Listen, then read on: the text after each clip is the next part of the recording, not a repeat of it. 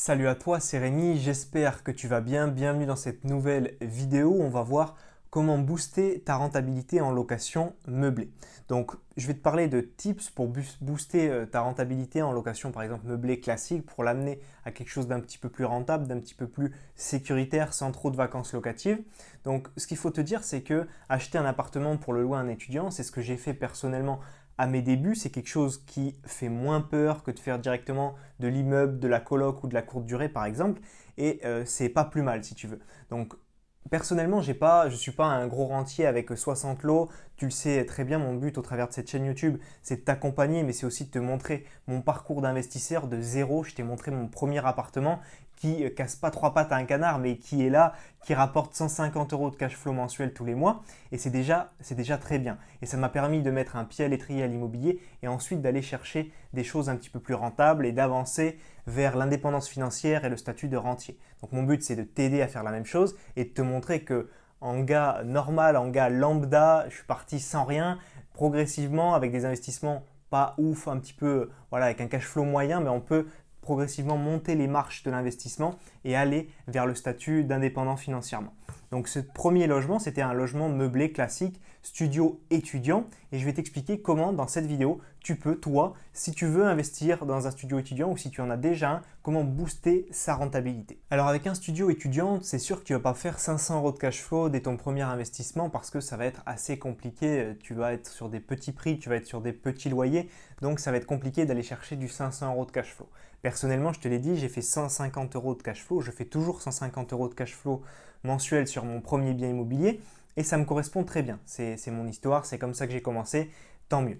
Ce qui peut se passer avec un studio étudiant, c'est que tu peux le louer très bien, mais souvent tu as une période un petit peu de latence pendant l'été parce que ton étudiant il va peut-être partir en mai, en juin, et puis ton prochain étudiant il va relouer qu'à partir de fin août, début septembre, et donc tu peux avoir ces mois qui sont, on va dire, de la vacance locative. Ça va venir gréver ton cash flow, ta rentabilité, et c'est pas forcément bien en tant qu'investisseur débutant pour continuer à enchaîner. Le but, c'est que tu sois rempli ou en tout cas que tu aies une bonne rentabilité.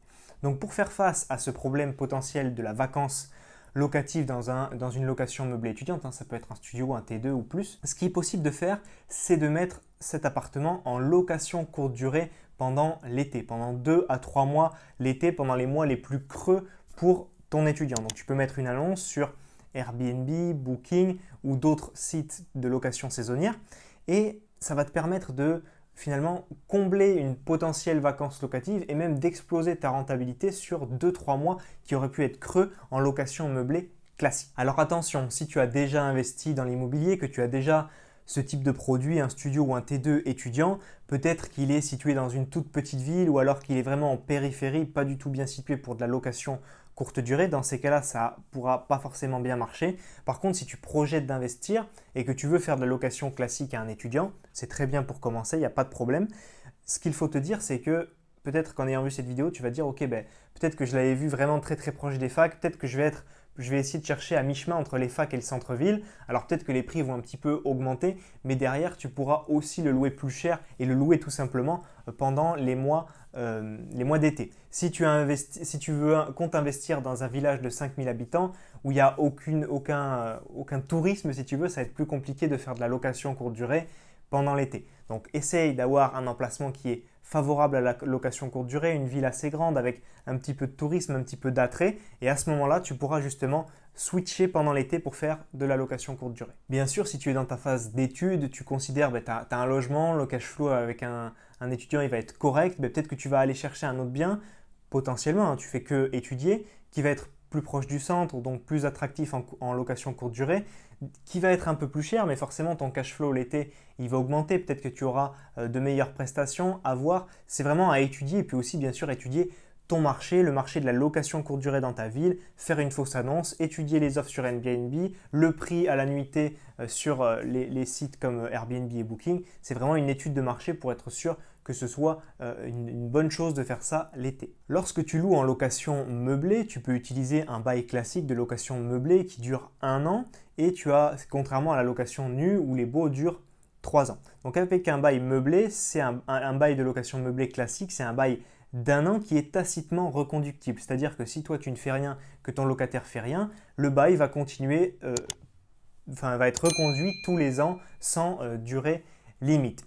Donc ce que tu peux faire à l'inverse, c'est faire un bail étudiant. Un bail étudiant, c'est justement destiné aux étudiants. Ce n'est pas parce que tu es un étudiant que tu es obligé de faire un bail étudiant. Tu peux très bien faire un bail meublé classique, mais tu peux faire un bail meublé étudiant, donc un bail de 9 mois cette fois, ça ne sera pas un an, et ce bail n'est pas tacitement reconductible. Donc à la fin de ce bail, soit ton étudiant s'en va, qu'il ait envie ou pas de partir, qu'il ait envie ou pas de rester, il doit s'en aller, et toi tu récupères ton logement pour pouvoir faire de la location courte durée.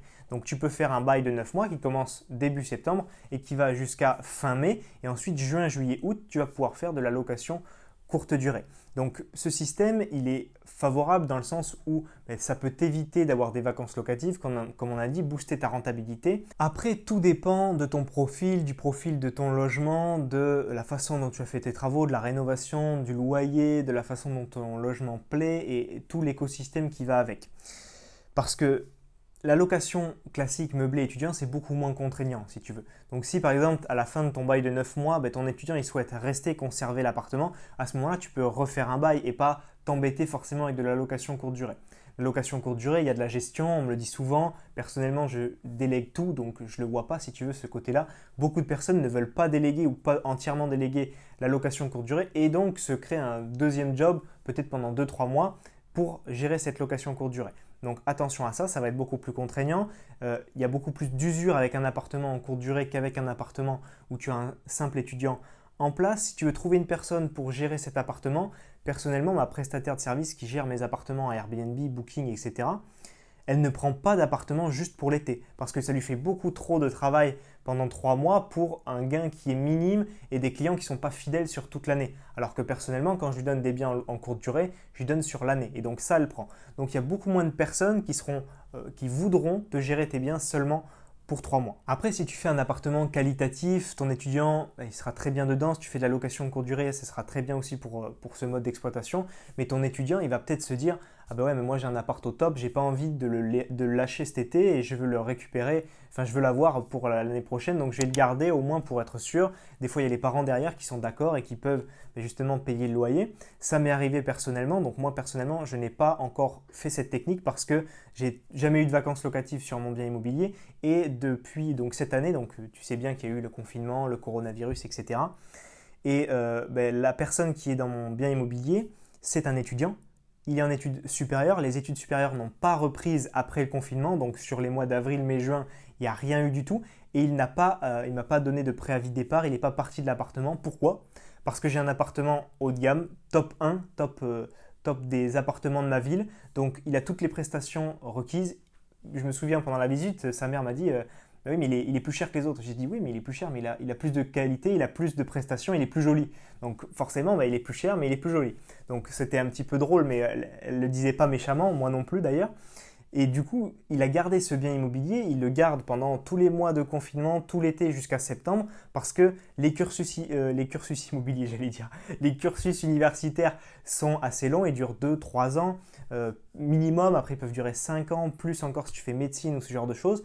Donc, il avait envie de garder ce bien qui est au top pour son année prochaine. Et donc, là, moi, j'ai pas de gestion à faire, pas d'entrée-sortie, j'ai pas à trouver quelqu'un, c'est plus complexe pour faire des entrées-sorties pendant l'été et donc je préfère garder mon étudiant tranquillement. C'est beaucoup plus tranquille, beaucoup plus serein. Donc voilà, cette technique, je voulais te la présenter. Elle s'adapte ou non à ton appartement, à ton investissement, à ton profil, à ta ville. Ça dépend vraiment de beaucoup de paramètres. C'est une astuce. Moi personnellement, je te l'ai dit, honnêtement, je ne l'ai pas encore utilisé. Ça pourra m'arriver si jamais j'ai un départ en mai et que là, c'est très très creux pour trouver des étudiants. Donc peut-être que j'essaierai de le passer en location courte durée. J'ai des amis investisseurs qui font ça tous les ans parce qu'ils préfèrent, ils ont eu de mauvaises expériences pendant 2-3 ans de suite à avoir 2-3 mois de creux l'été. Donc maintenant, ils font des baux seulement de 9 mois. Derrière, ils font de la courte durée, ils s'organisent pour faire juin, juillet, août de courte durée. À voir en fonction de ta situation.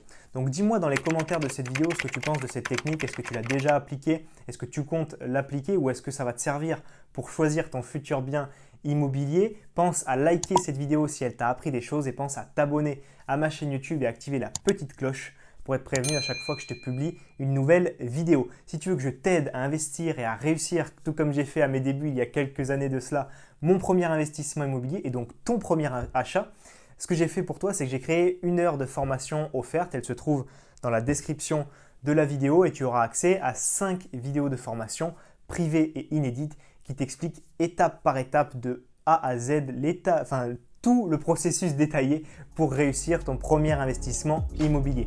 On se voit tous les deux de l'autre côté. C'était Rémi, à plus tard. Ciao, ciao.